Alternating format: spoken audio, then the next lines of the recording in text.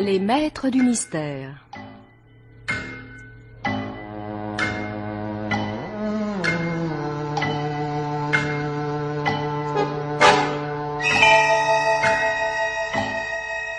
Parmi les chefs-d'œuvre de la littérature policière, Germaine Beaumont et Pierre Billard ont choisi pour vous, ce soir, Mort à la sauvette, drame radiophonique de Jacques Fayet, avec Henri Poirier, Pierre Vernier, Geneviève Morel, André Tincy, Jean-Charles Thibault, Laurence Weber, Arlette Thomas, Lisette Lemaire, Christine Elsen, Gaëtan Jor, Georges Aubert.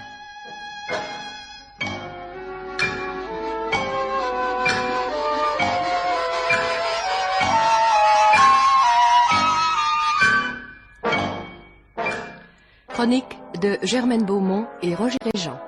Chef opérateur du son Jean Doleron, collaboration technique Geneviève Leroux, assistante Marie Vouilloux, réalisation Pierre Billard.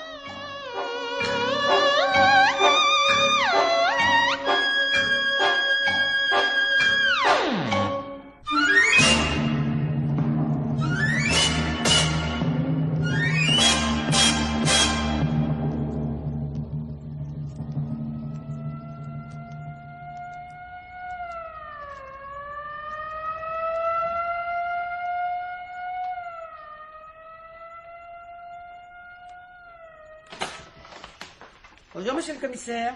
Bien, vous êtes encore là, Mme Fournier? Vous êtes en retard? Oh non, monsieur le commissaire, c'est vous qui êtes en avance. Il est à peine 2 heures. Mais je vais vous laisser votre bureau. Je terminerai quand vous serez parti. C'est ça. Merci. Mais qu'est-ce que c'est que ces fleurs? Des jonquilles. Je vois bien, mais qui les a mises là? C'est moi, monsieur le commissaire. Hier, je suis allé à la campagne, alors j'ai pensé que... Comme ça fait juste un mois aujourd'hui que vous m'avez fait employer ici... Enfin... J'ai pensé que ça vous ferait plaisir. C'est très gentil à vous. Merci. Déjà de retour, patron? Vous n'avez pas pris le temps de déjeuner aujourd'hui? Bonjour, Madame Fournier. Bonjour, monsieur l'inspecteur. Bon, je vais vous laisser causer. Je reviendrai plus tard. C'est ça. Vous êtes allé à la campagne hier, patron? Non, pourquoi? Ces fleurs, là. Ah, c'est Mme Fournier qui les a apportées ce matin. Ah, Mazette, elle vous gâte. Décidément, vous êtes le mauvais génie du petit personnel de la PJ. Il y a un mois, vous renvoyez une femme de ménage parce qu'elle buvait et qu'elle furetait partout, et vous intriguez pour qu'on en engage une autre qui est votre protégée. Et aussitôt, votre premier soin est de jeter le trouble dans cette âme simple et sereine. Ah, Don Juan. Non, mais c'est curieux, Maxime, comme tu persistes à faire des plaisanteries qui n'amusent que toi. Hein? Eh bien, que voulez-vous, charité bien ordonnée commence par soi-même. D'ailleurs, les histoires des autres ne me font pas rire non plus. Je les comprends jamais. On répond? Tu réponds. Moi? Ah bon. Allô? Allô, oui? Inspecteur Maxime de la PJ. Oui, oui, je note. Rue Ordonner. À quelle heure? Bon. Bon, entendu. Comment ça s'écrit? T-R-I-G-E-M-I-N-E. Trigémine. Oui? Oui, merci, on y va tout de suite. C'est le 18e arrondissement, patron. Hein? Oui, c'est un toubib du 18e qui a été appelé ce matin en consultation rue Ordonner, mais sa patiente était morte. Empoisonnée. À la trigémine. T'as l'adresse du docteur? Oui, patron, je l'ai noté. Oui. Alors, qu'est-ce qu'on fait? Va l'interviewer sur le poison, moi je vais rue Ordonner. Rendez-vous ici. Hein. Entendu, patron, mais je vous préviens, vous aurez affaire à la concierge. La femme de la rue Ordonner vivait seule.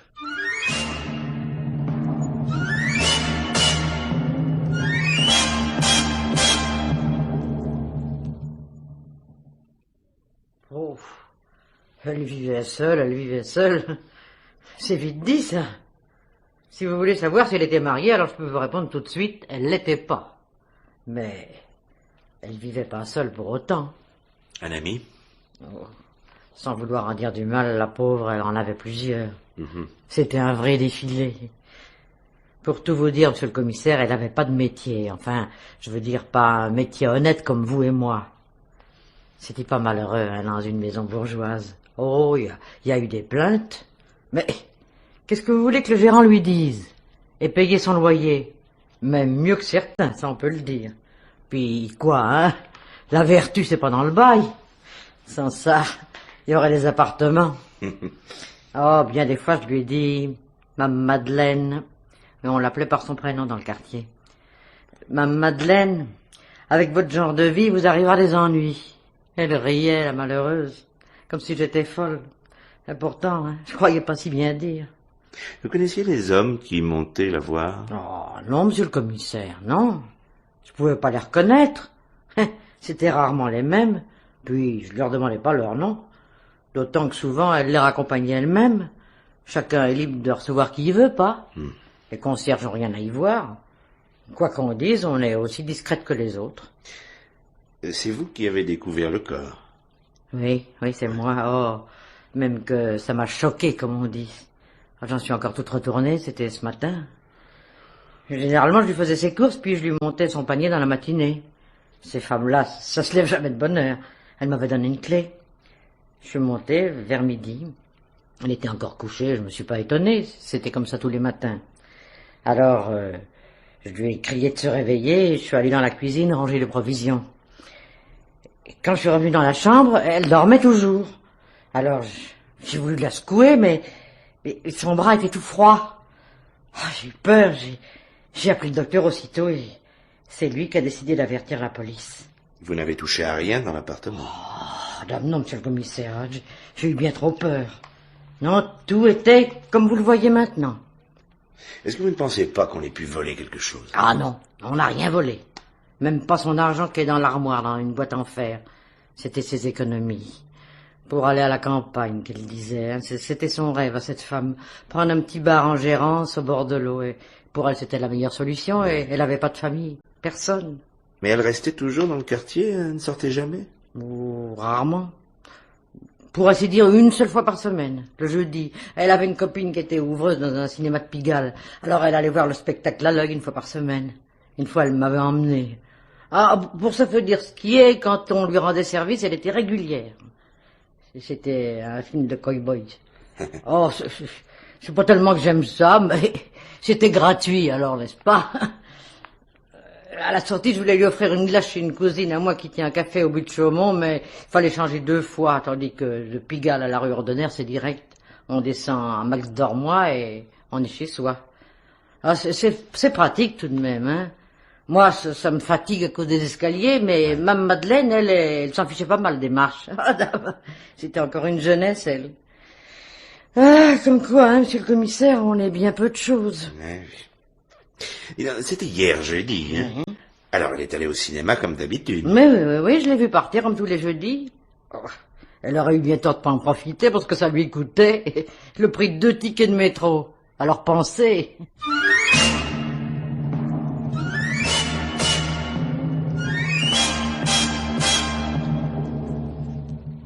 Finalement, patron, ça vous a pas appris grand-chose.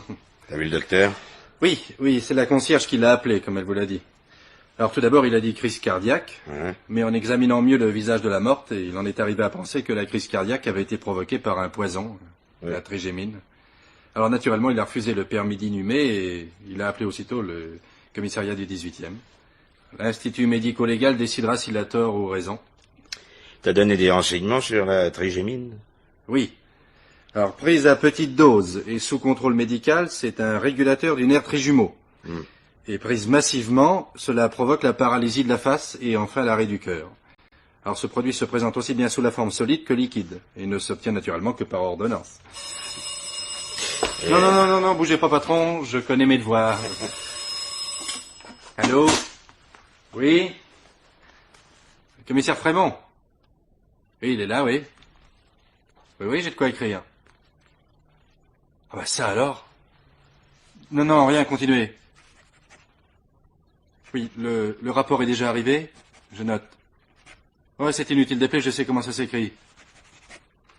Oui, je l'avertis tout de suite. Merci, à plus tard. Qu'est-ce que c'est? Le commissariat de Neuilly, patron. Un enfant de 12 ans empoisonné à la trigémine. Donne-moi l'adresse, j'y vais. Toi, reste ici pour attendre le rapport de l'Institut médico-légal sur la femme de la rue Ordonnaire. Et viens me retrouver si tu peux. Entendu, patron.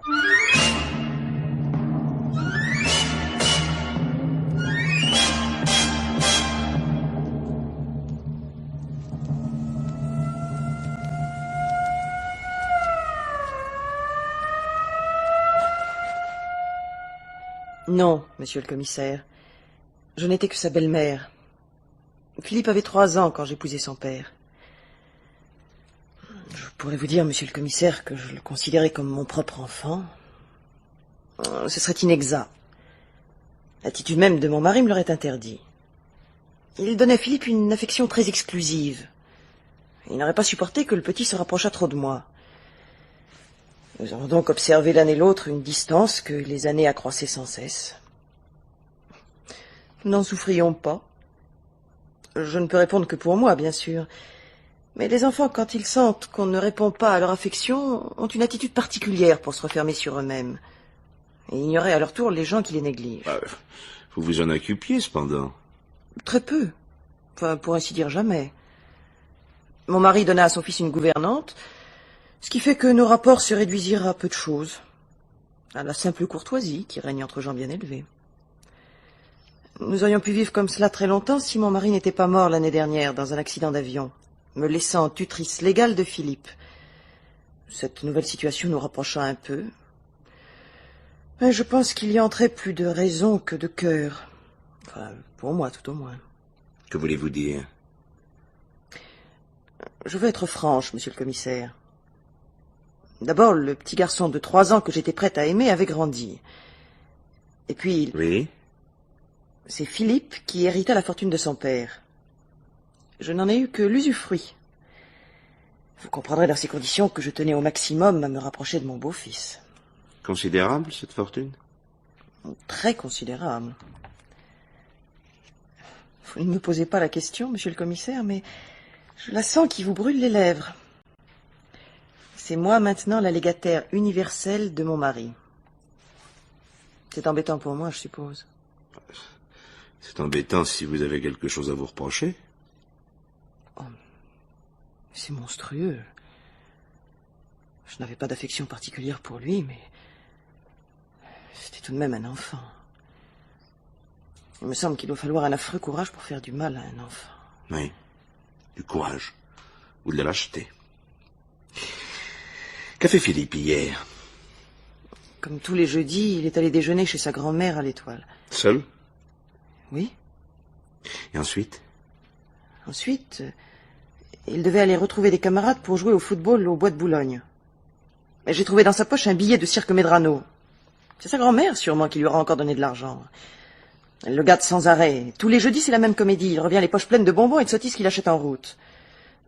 Monsieur le commissaire, je suis contre le fait de donner trop d'argent aux enfants. Ça leur fausse le jugement. Moi, je n'en donnais pratiquement jamais à Philippe. Juste de quoi acheter ses tickets de métro. Merci, madame. Ce sera tout pour l'instant. Je vous raccompagne, monsieur le commissaire. Par ici, s'il vous plaît. Au revoir, madame. Au revoir, commissaire.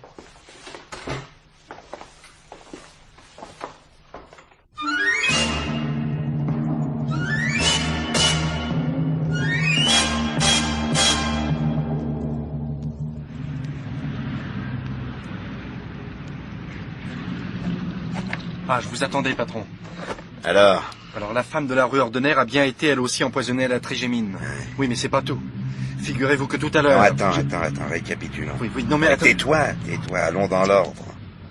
Pour la femme de la rue Ordener, nous n'avons pas le moindre indice. Nous pourrions dire que c'est une victime anonyme. Elle vivait seule, sans famille, sans attache. Du moins, sans attache connue. Elle amassait sou après sou un pécule qui devait lui assurer une vieillesse tranquille. Voilà, c'est tout ce que nous savons. Le vol, qui est le mobile auquel on a pensé en premier lieu, a dû être exclu, puisque cet argent, on l'a retrouvé dans sa cachette en fer, au fond d'une armoire. Le crime d'un sadique semble exclu aussi, étant donné la position normale du corps, et l'absence de sévices, et puis surtout l'emploi du poison, qui implique la préméditation. Reste le crime passionnel. Oui. Mais pour qu'il soit retenu, il n'y en est pas moins difficile, voire impossible à prouver. L'activité de cette femme et le défilé d'hommes qu'elle recevait chez elle, au vu et au su de tout le monde, rendent bien fragile cette hypothèse. S'il avait dû craindre de jalousie, elle serait cachée davantage. Oui, et pour le crime de Neuilly? Tu vois, pour le crime de Neuilly, c'est un peu différent. Il y a un mobile, l'intérêt. La belle-mère de Philippe se trouve maintenant à la tête d'une fortune importante qui allait lui échapper dans quelques années. Il reste donc à prouver que cette femme s'est bien procurée de la trigémine et qu'elle l'a fait absorber au petit garçon. Oui, À supposer qu'elle est coupable, nous ne sommes pas plus avancés sur l'affaire de la rue Ordener, car il n'y a qu'un facteur commun à ces deux crimes, le poison employé qui est le même à chaque fois. C'est donc forcément le même assassin. Ouais, ça, on peut admettre une coïncidence. Mais en fait, quel rapport peut-il y avoir entre une femme de mauvaise vie et un petit garçon de 12 ans? Peut-être s'agit-il d'un fou? Mais naturellement, c'est la première idée qui vient. Un fou qui frapperait au hasard, comme ça, sans raison apparente. Oui, et cela expliquerait, patron, le 3e coup de fil que j'ai reçu tout à l'heure. Non, tu veux pas dire que... Si, patron. Juste avant que je vienne vous rejoindre. Un coup de téléphone de Saint-Ouen. Un homme s'est écroulé dans la rue en rentrant chez lui. Il s'agit d'un ouvrier zingueur qui travaille à Puteaux. T'as la voiture? Bah, naturellement, patron. Voilà, en route à Saint-Ouen.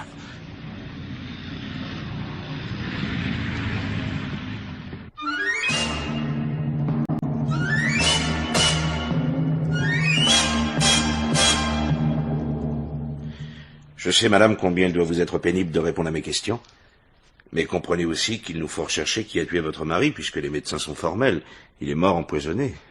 Je voudrais vous aider, monsieur, mais je sais rien. Rien. Bon alors, racontez-moi la journée de votre mari. Il s'est levé à 6h, comme d'habitude, puis on a déjeuné ensemble. Oui. Puis à 7h moins de quart, il est parti pour l'usine. Comment se rendait-il à son travail? En métro jusqu'au pont de Neuilly, puis il prenait l'autobus jusqu'à Puteaux.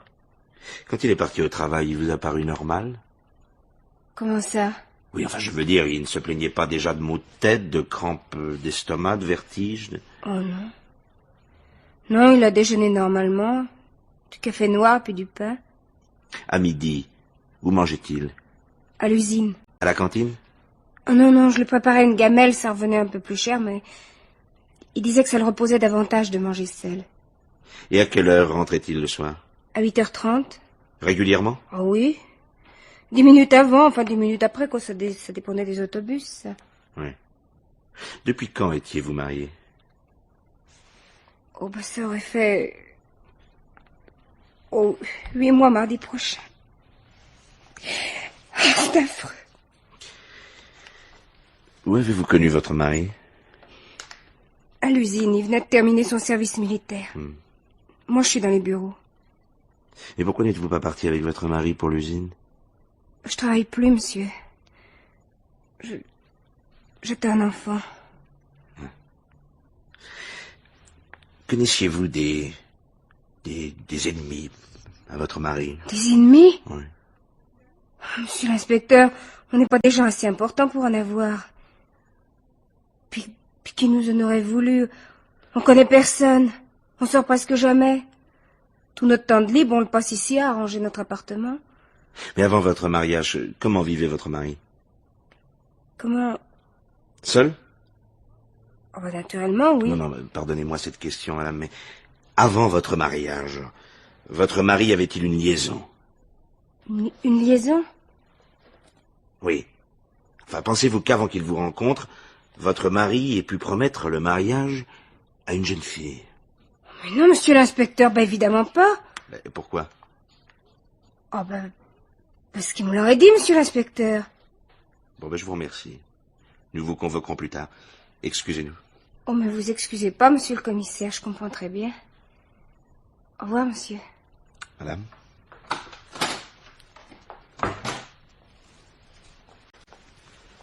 Qu'en penses-tu, Maxime? Elle est naïve. Ouais, c'est justement cette naïveté qui est innocente. Puis à quel mobile aurait-elle obéi, hein? Elle se retrouve seule, sans ressources, attendant un enfant et dans un appartement payable à tempérament. Oh, le crime passionnel. Improbable. Il n'était marié que depuis 8 mois. Alors quoi, le crime crapuleux? La situation de la victime le rend impensable. Et puis encore une fois, ce crime n'expliquerait pas les autres. Alors, patron, qu'est-ce qu'on fait? C'est qu'on fasse. On rentre chez soi, Maxime. Ah, tu vois, pour aujourd'hui, c'est suffisant comme ça. Hein. Allez, à demain.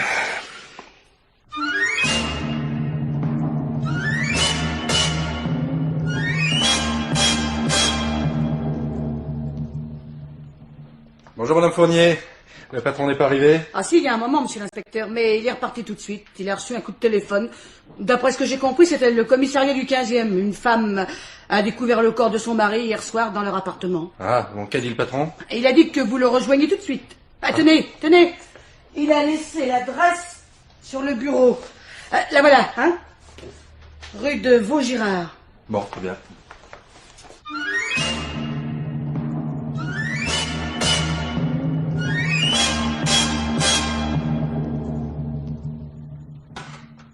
Ici, monsieur le commissaire, dans son bureau. Quelle heure? Oh, 4 heures environ. Je ne sais pas très exactement. Votre mari est-il resté dans son bureau tout l'après-midi? Oui, comme à son habitude. Il ne sort que le matin pour visiter ses clients. Quelle profession exerçait-il? Conseiller fiscal, monsieur le commissaire. Grosse clientèle? C'est importante, oui. Il ne se plaignait pas. Aucun malentendu avec ses clients? Non, pas que je sache. Et avec vous, pas de malentendu? Non. Donc hier matin, il est sorti. Oui, il avait un rendez-vous tout près d'ici, et un autre à Auteuil. Il a pris sa voiture? Oh non, monsieur le commissaire. Mon mari ne prenait plus sa voiture pour circuler dans Paris. Il trouvait ça trop fatigant et trop long. Il avait un peu raison. Ça devient un luxe impossible. Le métro et l'autobus lui convenaient davantage. Et vous, madame, êtes-vous restée à votre appartement tout l'après-midi? Non? Où êtes-vous allée? Faire des courses. Où? Pardon? Où? Où ces courses? Ah, je n'avais pas saisi. Eh bien, je suis allée dans les grands magasins, puis rue Tronchet, rue Royale. Quel genre de courses? Je ne comprends pas. Des achats? Oh non, pas particulièrement. Ah. Quand une femme dit qu'elle va faire des courses, ça veut dire qu'elle va voir 1000 choses qu'elle achèterait si elle le pouvait. C'est surtout un prétexte pour s'échapper un peu, marcher. Je sais pas, c'est un but de promenade si vous voulez. Et c'est en rentrant que vous avez trouvé votre mari? Oui. Je suis allée directement dans ma chambre pour me changer, et puis je suis entrée dans ce bureau pour parler à mon mari. Et j'ai appelé le commissariat tout de suite. Ouais. Depuis combien de temps êtes-vous mariés? 12 ans, monsieur le commissaire. Votre mari vous aimait-il? Quelle question? Oui, sans doute m'aimait-il. Comme on aime après 12 ans de mariage. Et vous? Moi? Oui. Aimiez-vous votre mari? Mais... Vous permettez? Je vous en prie. Allô? Allô? Oui, c'est elle-même. Ah, c'est vous, maître. Pouvez-vous rappeler dans, disons, 1 heure, voulez-vous? Mais... Oh, tout cela est inutile maintenant, maître. Mon mari est mort. Oui. Merci. Oui, la police est là. C'est entendu, maître. À demain. Excusez-moi, monsieur le commissaire. Le notaire? Non. Ah, j'aurais cru. Vous n'avez pas répondu à ma question, madame. Aimiez-vous votre mari? Mais oui, monsieur le commissaire. Oui, comme une femme aime son mari après 12 ans de mariage. Sans doute était-ce un huissier. Que voulez-vous dire? La personne qui vous a téléphoné à l'instant, c'était un huissier. Non. Ça aurait pu. Oui, monsieur le commissaire, ça aurait pu.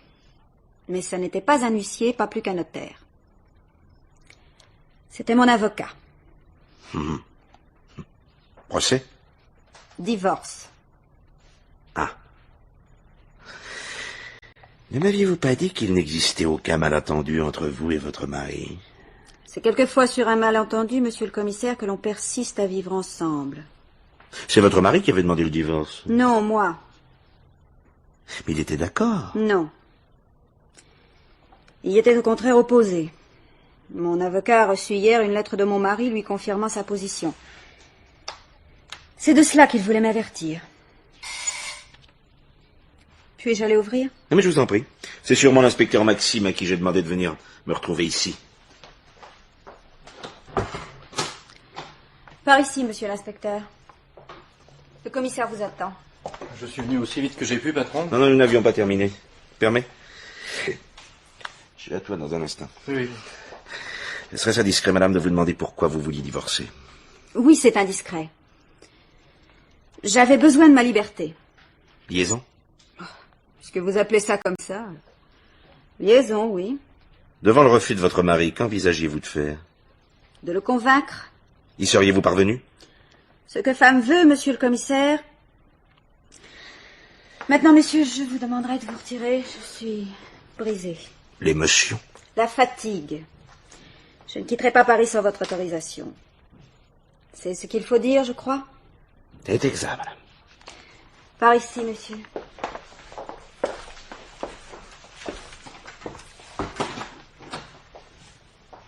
Vous savez ce qu'on dit, patron? Ce que femme veut, le diable le veut aussi.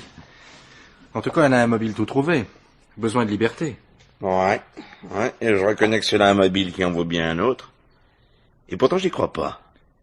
Et si on envisageait le suicide? Ah, tu veux dire que le conseiller fiscal se serait suicidé parce que sa femme l'abandonnait? Pourquoi pas? Pourquoi pas, en effet.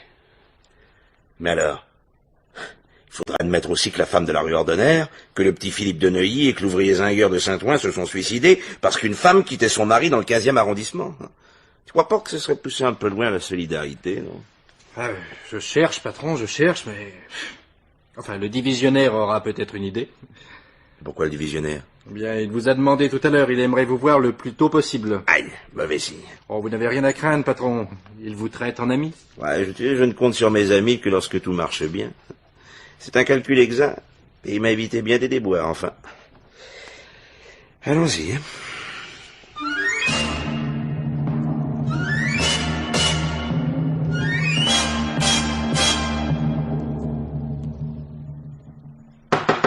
Entrez.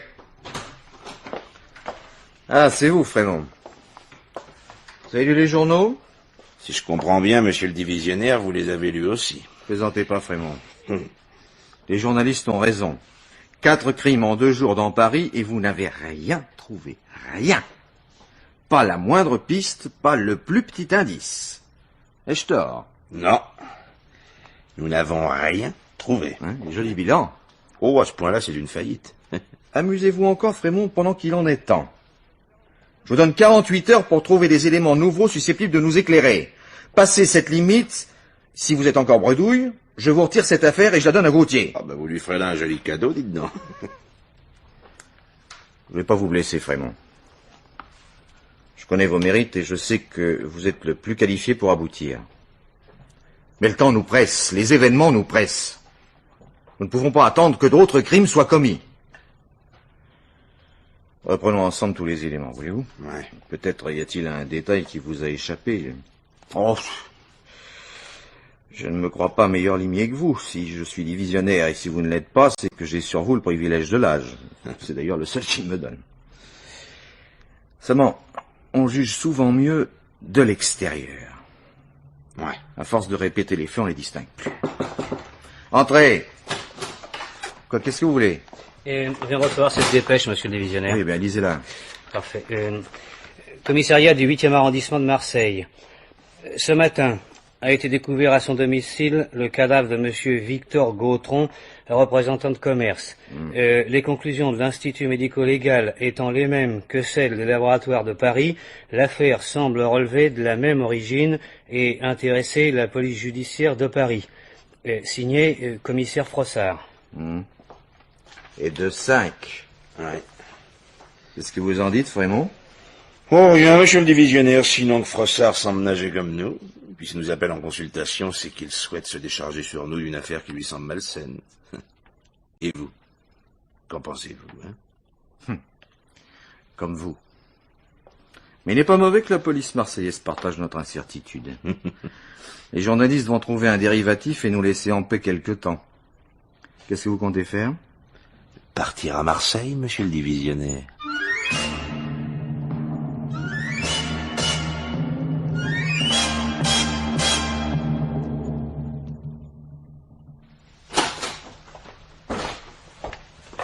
Commissaire Frossard, content de vous voir, Frémont. Moi de même.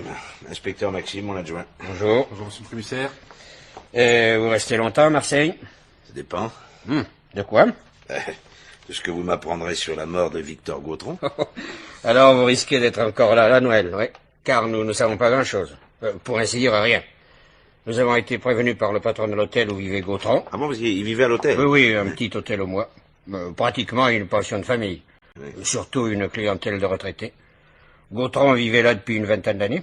Marié? Non, veuf. C'est depuis son veuvage qu'il s'était installé à l'hôtel. Pour plus de commodité. Ah, mais il travaillait encore? Oui, représentant de commerce dans une fabrique de pâtes alimentaires. Tous les renseignements que nous avons recueillis sur lui sont excellents. Ce qui nous prive naturellement de la moindre piste. 40 ans dans la même maison, estimé de ses chefs, apprécié de ses camarades, pas d'aventure connue et, en tout cas, une vie réglée comme un papier à musique. 10 mois de l'année, il travaillait. Et les 2 autres, il les passait dans un petit hôtel de Perros-Guirec où il allait déjà avec sa femme et dans lequel il avait conservé ses habitudes. Quand il n'était pas tourné, c'est-à-dire la plupart du temps, car il voyageait de moins en moins. Sa vie à Marseille était aussi régulière. Levé à 7 heures, petit déjeuner à 8 heures dans la salle à manger de l'hôtel, et à 9 heures, il était à la fabrique. De midi à 2 heures, il déjeunait dans un troquet du port, et il retournait à la fabrique jusqu'aux environs de 6 heures. Ouais. Et les soirées? Ah, des soirées comme on rêverait, vous et moi, d'en avoir plusieurs dans l'année, voyez-vous. Jugez plutôt. Jusqu'à 8 heures, il jouait aux cartes avec des camarades de travail, devant un demi. Après quoi, il rentrait à son hôtel pour dîner en regardant la télévision, et couchait au plus tard à 11 heures. Aussi, un matin, quand il ne descendit pas à l'heure habituelle prendre son petit déjeuner, son hôtelier s'inquiéta. Il attendit quelques minutes, puis il monta à la chambre, frappa à la porte, mais comme il n'obtenait pas de réponse, il ouvrit avec son passe. Victor Gautron gisait au pied de son lit. La tête avait porté sur l'angle de la commode. Le médecin appelé d'urgence diagnostiqua une crise cardiaque, mais il refusa néanmoins le permis d'inhumer. Vous connaissez le résultat de l'examen du légiste. Voilà, c'est tout. Ouais. Naturellement, aucune empreinte. Non, aucune, si ce n'est les siennes propres et celles de la femme de ménage. Et rien n'avait disparu? Rien, autant qu'on ait pu en juger. Eh bien, vous aviez raison, Froissart. Ce qui s'est passé ici ressemble étrangement à ce qui s'est passé à Paris. Oh! J'oubliais peut-être le plus important. Lorsque Gautron a eu sa crise cardiaque, il venait juste de rentrer à son hôtel. Il n'avait pas même eu le temps de retirer son pardessus de voyage. De voyage? Oui, une tournée pour la fabrique, à Paris. À Paris? Il était resté absent 1 jour et demi, voyage aller-retour compris. Et grâce à son carnet de rendez-vous, nous avons reconstitué plus ou moins son emploi du temps. Mais, là encore, nous n'avons rien appris. Non mais ça ne fait rien, dites quand même. Qui c'est, hein? Eh bien voilà.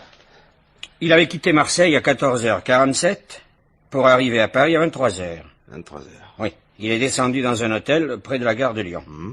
Le lendemain matin, nous le trouvons à 9h chez un grossiste du boulevard Berthier. À 10h30 chez un grossiste de la rue Cadet. Et 1 heure plus tard, chez un autre grossiste de la rue de Paradis. Oui. Et son carnet de rendez-vous concorde bien avec son carnet de commande. Oui. Et les tickets que nous avons trouvés en sa poche indiquent que ses déplacements ont été faits en métro. Ensuite, il a repris le train à 12h30 à la gare de Lyon, et il est arrivé à Marseille vers 23h. Il s'est rendu directement à son hôtel, et il est mort en arrivant dans sa chambre. Voilà. C'est tout ce que je peux vous dire. C'est peu, oui. C'est peu et c'est beaucoup à la fois. Qu'avez-vous encore trouvé dans cette poche? Bon, rien d'intéressant. Attendez, j'ai noté tout ça sur un papier à votre intention. Une seconde, hein? Oui. Voilà. Son carnet de rendez-vous, celui des commandes, ça nous l'avons déjà vu. Oui. Des tickets de métro neufs et usagés. Une petite boîte de dragées vide. Son portefeuille. 300 francs en billets et 27 francs en monnaie. Un paquet de cigarettes et un briquet et la clé de sa valise. Ouais. Dans la valise, peu de choses également. Sa mallette d'échantillon, un pyjama, une brosse à dents et son rasoir électrique. Vous voyez, rien que de très normal. Alors, Frémont, qu'en pensez-vous? Rien. Sinon que la solution est à Paris. Enfin, quand je dis la solution, je suis optimiste. Mais je suis persuadé que si Gautron n'était pas allé à Paris, il serait encore dans un troquet du Vieux-Port à manger de la friture. Et toi, Maxime, qu'en penses-tu? Rien du tout, patron. Ah oui, naturellement, c'est facile. Mais pourtant, patron, je suis troublé par quelque chose. Ah, mais je sais pas quoi. J'ai beau chercher dans ma tête, je trouve pas. Oui, quand tu l'auras trouvé, tire la sonnette d'alarme, hein. Bon, en attendant, on rentre à Paris. Oh, votre train n'est pas avant 1 heure. Allez, permettez-moi de vous offrir un pastis, hein? Ah oui, c'est ça, un pastis. Hein. Vous avez le sens du mot juste, Frossard.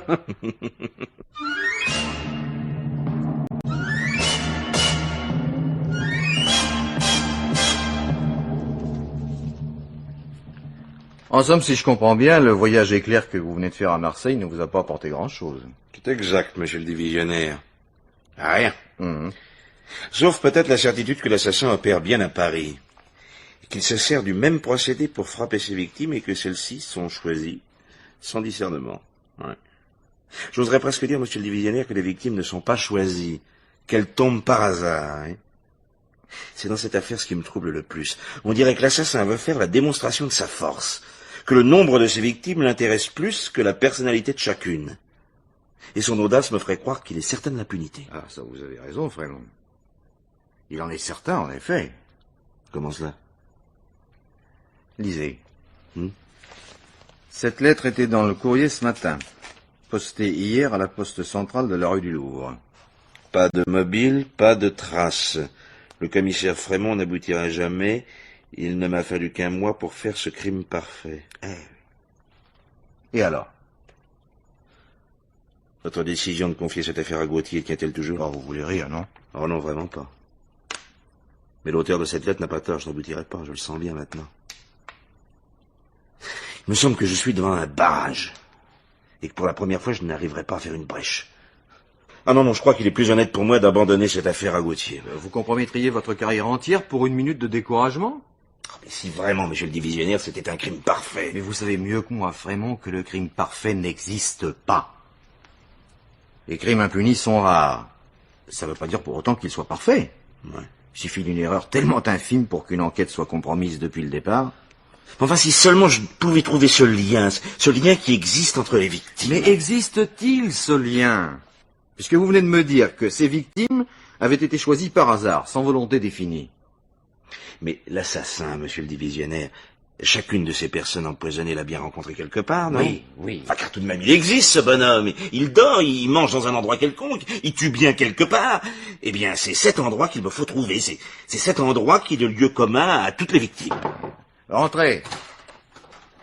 Bonjour, divisionnaire. Bonjour. Bonjour, patron. Je vous prie de m'excuser pour mon retard, mais il y a un de ces embouteillages dans Paris. C'est à ne pas le croire. On finira par aller plus vite à pied. Ça y est. Mais qu'est-ce qui vous arrive, Frémont? Ça y est, j'ai trouvé. C'est pas pour dire, patron, mais si vous vous expliquiez, ça serait quand même... Je sais où l'assassin tue. Rappelez-vous, monsieur le divisionnaire. Non, souviens-toi, Maxime, des enquêtes que nous avons faites. Oui, je me souviens, mais... En premier lieu, chez la concierge de la rue Ordener. Elle nous a dit que ce locataire allait au cinéma tous les jeudis en métro, parce que c'est direct de la rue Ordener à Pigalle. Oui.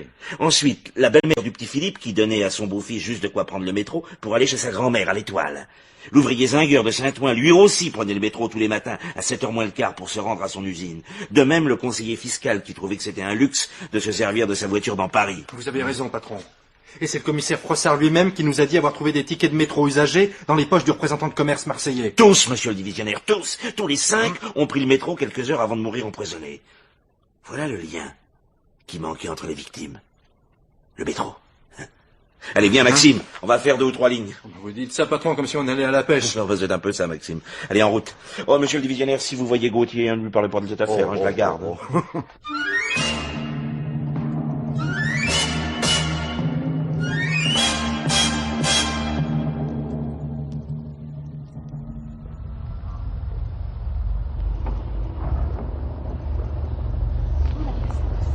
Si encore on avait pris des premières, patron. Il n'y a pas de petites économies, Maxime. Savez-vous, patron, ce qui ressemble le plus à une ligne de métro? Une autre ligne de métro, hein? Je vous le fais pas dire. On avait déjà fait place d'Italie à l'église de Pantin, je vois pas pourquoi on fait maintenant en place Ballard, porte de Charenton. Mais à moins qu'il me faille voir une allusion désobligeante. Ouais. Non. On est ici pour réfléchir, Maxime. Je connais des endroits plus tranquilles. Oui, mais c'est ici qu'est la solution. Bon, j'insiste pas.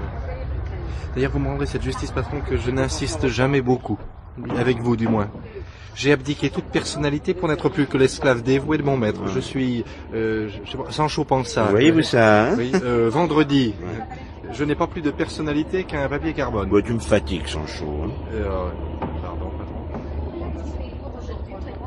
À quelle heure ils arrêtent le trafic? 1 heure et demie, je crois. Eh ben, c'est une chance. Je fais de la claustrophobie, moi. Je sais pas pourquoi je dis ça, d'ailleurs, puisque ça vous est égal, enfin. Comment je pouvais fumer une cigarette? Ça vous dirait rien, une cigarette? Non. Bon, alors boire un demi, bien frais, à l'ombre, calé dans un beau fauteuil? Non, un demi non plus, ça vous dirait rien? Non. Non, eh ben tant pis. En somme, rien ne vous dit rien. De toute façon, ce que j'en disais, moi, c'était pour vous. Pour vous être agréable, parce que moi... D'ailleurs, vous avez raison, la bière, ça gonfle. Ah oui. Puis le tabac, c'est pas très recommandé non plus, alors. T'avais qu'à emmener des petits bonbons, ça rafraîchit, puis ça occupe. Ah bon. On peut pas penser à tout. Qu'est-ce que vous avez dit, patron? Rien. Mais si à la seconde, vous avez dit... J'ai pas ouvert la bouche. J'aurais dû amener quoi, des petits bonbons. J'avais bien entendu, c'est formidable. Vous êtes formidable. On descend, patron. On descend. Si, on descend, faites-moi confiance. Mais ça peut être dangereux, oui. Pardon, madame, pardon, monsieur. Aïe! Sur mes pieds, alors, qu'est-ce qu'ils en descendent? Ils font des coups, alors.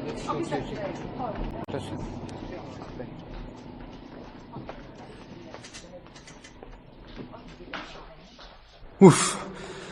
Ah là là, le métro, patron, c'est comme les coups de marteau, hein. C'est merveilleux quand ça s'arrête. Alors maintenant, peux-tu m'expliquer Voilà, patron, mais avant, que diriez-vous d'une petite dragée? Est-ce que tu te moques de moi, Maxime, là? Pas de dragée, patron. Vous avez tort, ça rafraîchit et ça occupe. Oui, oh. Bon, allez, faites pas cette tête, je suis sérieux maintenant. Dites, qu'est-ce que vous a répondu le commissaire Frossard quand vous lui avez demandé ce que contenaient les poches de Victor Gautron? Il m'a dit... Il vous a répondu qu'elles contenaient un portefeuille, un briquet, des cigarettes et une clé de valise. Oui, c'est exact. Oui. C'est exact, mais c'est pas tout. Il vous a dit aussi qu'il y avait une boîte de bonbons vide. Alors souvenez-vous, patron. Vous m'avez demandé à mon tour ce que je pensais du crime de Marseille. C'était idiot. Pourquoi, patron? Parce que tu m'as répondu. Rien. Comme d'habitude. Oh, alors vous êtes ingrat, patron. Car j'ai ajouté que j'étais troublé sans pouvoir en définir la raison. Ce qui pourtant aurait été plus utile. Eh bien, patron, cette raison, je viens de la découvrir. Oui, je l'ai découverte lorsque vous avez parlé de petits bonbons. Mais vous voyez, il suffit quelquefois d'une bêtise. Non, hein. Merci. Non, enfin, je veux dire d'un détail stupide. Bravo. Enfin, bref, je continue. Bon, Ouais. Cette boîte dont Frossard nous a parlé, et qui se trouvait dans la poche de Victor Gautron. Eh bien, cette boîte, patron, je l'avais vue sur la cheminée du petit appartement de Saint-Ouen. Sur le moment, ça ne m'a pas frappé. Il n'y avait aucune raison. Quand Frossard en a parlé, j'ai senti que quelque chose venait d'être dit qui me rappelait quelque chose d'identique. Mais mes idées étaient encore floues. Tu es sûr? Que mes idées étaient floues? Non, que tu as vu une boîte de bonbons à Saint-Ouen. Ah, certain, patron. Une petite boîte carrée en carton. Comme les camelots en vendent à la sauvette. Comment dis-tu? Je dis une boîte carrée en carton. Comme on en vend à la sauvette? Hein? Mais tu tiens la solution, Maxime. La mort à la sauvette à la portée de tout le monde et de n'importe qui. Mais voilà pourquoi il n'y a aucune relation entre les victimes, aucun mobile apparent. Non, mais rappelle-toi la réflexion de la belle-mère du petit Philippe. Il revient toujours les poches pleines de bonbons et de sottises qu'il achète en route. Qu'est-ce qu'on fait, patron? Attends. Non, réfléchissons. Le zingueur de Saint-Ouen allait de chez lui au pont de Neuilly en métro. Donc il changeait à la place Clichy à l'Étoile. Le représentant marseillais est allé de la gare de Lyon au boulevard Berthier. Donc lui aussi a changé à l'Étoile et à la place Clichy. Viens, regarde le plan là. Ces deux stations se trouvent sur la ligne numéro 2. C'est aussi sur cette ligne que l'on trouve Pigalle, station à laquelle descendait la femme de la rue Ordonnaire pour aller au cinéma. Tu me suis, oui? Oui. Le petit Philippe a aussi emprunté cette ligne pour se rendre à Medrano. C'est là qu'il faut chercher. Eh oui. Allez, en route, Maxime. Non, je te conseille particulièrement la place Clichy et Pigalle. C'est là que doit opérer notre vendeur à la sauvette.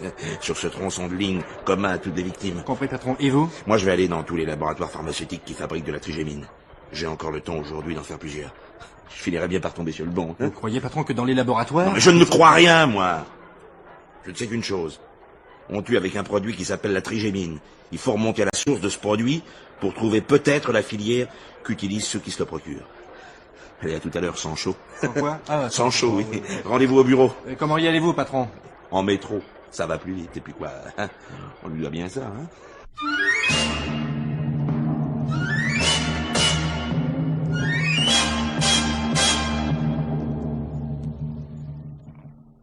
Effectivement, monsieur le commissaire, notre laboratoire produit bien de la trigémine. Je dois vous dire d'ailleurs combien j'ai été troublée en lisant dans les journaux le récit de ces affreux drames. Les journalistes, du reste, n'omettent aucun détail et... Bref, je m'attendais un jour ou l'autre à recevoir la visite d'un de vos collègues. Peut-être même aurais-je pris la liberté d'aller moi-même vous trouver. Mais aviez-vous un motif de vous rendre à la PJ? Oui. Enfin... Non, enfin, c'est-à-dire je n'ai aucune certitude. Bah, expliquez-vous. Eh bien voilà, monsieur le commissaire, il y a quelque temps, une grande pharmacie de Bordeaux nous a passé une commande de trigémine, 50 boîtes. C'est combien de temps? 3 semaines environ. Nous avons fait l'expédition aussitôt, mais le pharmacien nous a prévenu 48 heures après qu'il manquait 10 boîtes à sa livraison. Alors nous lui avons aussitôt renvoyé les boîtes manquantes, avec nos excuses. Et manquait-elle réellement? Eh bien, malheureusement oui. J'ai vérifié mes stocks, il manque effectivement 10 boîtes. Bon, nous verrons cela plus tard. Pour l'instant, nous avons autre chose à faire. Parlez-moi de la trigémine. Eh bien, ce médicament se présente sous plusieurs formes. Monsieur le commissaire, il y a la forme liquide, d'abord, qui est la plus ancienne, et que les malades utilisent en gouttes. Il y a les ampoules injectables. Et enfin, la poudre, qu'il faut dissoudre dans l'eau. Mais il y a 2 ans, ce laboratoire a mis au point une nouvelle formule de médicament perlingual, cette fois, c'est-à-dire que le malade assimile par les papilles de la langue. Mais comment ces médicaments se présentent-ils? Nous avons adopté 2 présentations, les granules et les dragées à sucer. N'est-ce pas? Cela présente plusieurs avantages. Le malade peut emporter avec soi ses médicaments sans risque de les renverser. Il peut les prendre n'importe où. Et enfin, ils conviennent particulièrement aux enfants et aux personnes délicates puisqu'ils sont parfumés comme de véritables bonbons. Parfumés à la réglisse, par exemple? Oui, c'est exact, monsieur le commissaire. Les dragées de trigémine sont à la réglisse. Oui, comme celle-ci? Oui. Oui, exactement.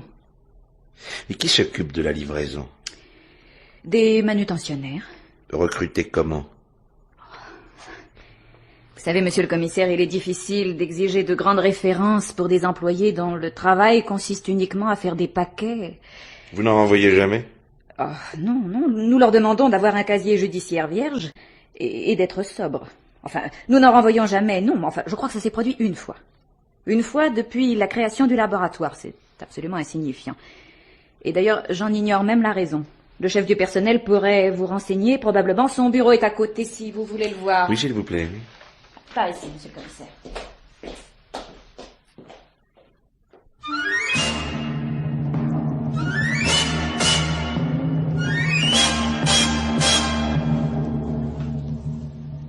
Décidément, Madame Fournier, vous passez votre vie dans le bureau du patron. On ne voit plus que vous ici. Je passais la paille de fer. Le parquet est plein de taches. Ah, vous avez du mérite. Ah non. Je le fais bien volontiers, monsieur l'inspecteur. Le commissaire a été si bon avec moi. Ça lui fera peut-être plaisir d'avoir un bureau propre. Mais sûrement, ça lui fera plaisir. Il y a longtemps, vous le connaissez 2-3 mois. Ah. J'étais en prison. Ah, pardon. Ça ne fait rien, monsieur l'inspecteur. Je m'en cache pas, enfin... Je m'en cache plus puisque j'en suis sorti. J'avais volé dans un grand magasin. Je sais pas ce qui m'avait pris. J'avais pas de travail, j'avais pas d'argent. J'arrivais de la campagne où tout était clair et sans problème. À Paris, je me suis sentie perdue. J'ai eu 3 mois ferme. Quand je suis sortie, le commissaire Frémont m'a trouvé du travail et puis une petite chambre pas loin d'ici. Ça va bien maintenant? Mais je vous demande rien, Madame Fournier. Je sais bien, mais je vous explique. C'était à cause de ça, les jonquilles, l'autre jour. Ah, oui, je sais. Vous n'êtes pas allé encore dans votre bureau aujourd'hui? Eh bien non, pas encore, nous avons eu trop de travail, voyez-vous. Est-ce qu'aujourd'hui, vous en avez aussi, des jonquilles? Oh, vous êtes gentille, Madame Fournier. Je vais vous laisser le bureau, je finirai demain, il est tard. Oui, je reste ici, j'attends le commissaire. Bonsoir, monsieur l'inspecteur. Bonsoir. Oh, je voulais vous demander, je voudrais pas être indiscrète, mais l'assassin, vous croyez que vous allez le trouver? Nous l'avons trouvé, Madame Fournier. Non. Si, vous êtes la première à le savoir. Je suis bien contente pour le commissaire. Pour vous aussi, naturellement. Mais naturellement. Allez, au revoir, Madame Fournier. Au revoir, monsieur l'inspecteur.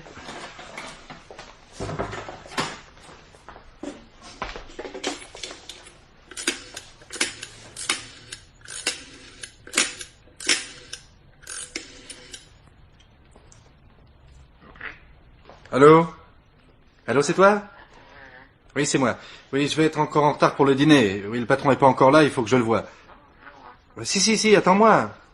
Oui, ça y est. Je t'expliquerai ça tout à l'heure, oui. Oui, à tout de suite. Qu'est-ce que tu dirais si on allait à la campagne demain tous les deux? Eh ben, pour cueillir des jonquilles. Bon, bah, je te quitte. J'entends le patron qui arrive. À tout à l'heure. Ah, vous voilà enfin, patron. Alors? Eh bien, ça y est, les coffrets. Oui, place Clichy, dans le hall, derrière les guichets. Ah, mais si vous saviez... Je sais.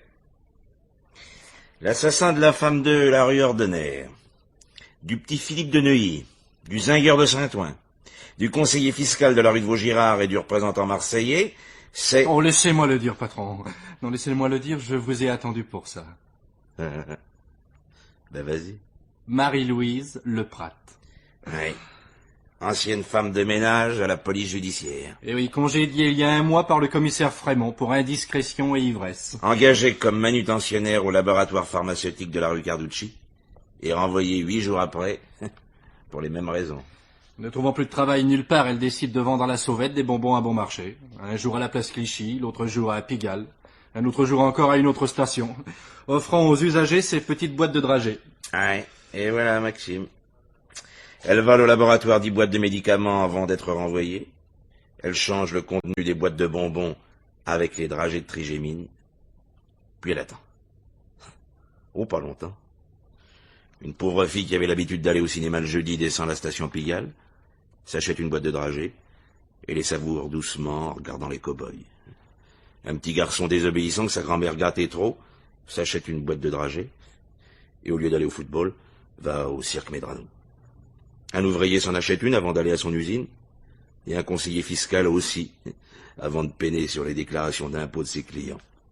Enfin, un pauvre Marseillais qui avait réglé sa vie comme un petit bonheur tranquille, vient pour son malheur à Paris, et s'achète pour son voyage de retour les bonbons qu'ils tueront à l'arrivée. Mais patron, comment expliquez-vous qu'il soit mort si longtemps après avoir fait cet achat? Tiens, à moins d'être goinfre, Maxime, il est bien rare que quelqu'un mange une boîte de ces petits dragées tout d'un coup, non? Ouais. C'est au contraire, par excellence, les bonbons que l'on mange lentement, qu'on suçote. La boîte commencée au cinéma ne fut achevée que tard dans la soirée. Une autre, après la journée de travail, fut achevée dans le trajet de Puteaux à Saint-Ouen. La troisième, entamée à Medrano, ne fut terminée qu'à Neuilly, vraisemblablement en cachette. Et c'est après avoir travaillé tout l'après-midi devant son bureau que le conseiller fiscal termina la sienne. Quant à Victor Gautron, il a eu tout le temps entre Paris et Marseille pour s'intoxiquer. Mais le mobile, patron. Mobile. La vengeance, Maxime. Ouais. Et l'idée fixe qu'elle provoque chez les alcooliques. C'est de moi que cette femme voulait se venger. Oui, de moi qu'il avait mise à la porte. Et elle a bien failli réussir, d'ailleurs, quand j'ai voulu abandonner. Et rappelle-toi la lettre anonyme. Pas de mobile, pas de trace. Le commissaire Frémont n'aboutira jamais. Et puis elle ajoutait, il m'a fallu 1 mois pour réussir ce crime parfait. Juste 1 mois, en effet, qu'elle est partie d'ici. Mais le divisionnaire avait raison, le crime parfait, ça n'existe pas. Eh ben, dites donc, patron, elle avait la rancune tenace, hein? La vengeance est un plat qui se mange froid, Maxime. Mais c'est aussi un plat qui coûte cher. 5 morts. Oh, et puis, est-ce seulement de la vengeance? Car, faut-il pas être fou véritablement pour tuer 5 fois? Espérons pour elle qu'elle soit folle. Il est tard, je vais être encore en retard pour dîner, moi. Vous rentrez à pied, patron? Oui. Et j'ai besoin d'air. Eh ben, je vous accompagne à bout de chemin, alors. Tenez, patron, vous voulez un bonbon? Ah non, non, n'ayez pas peur. Ceux-là, ils sont vrais.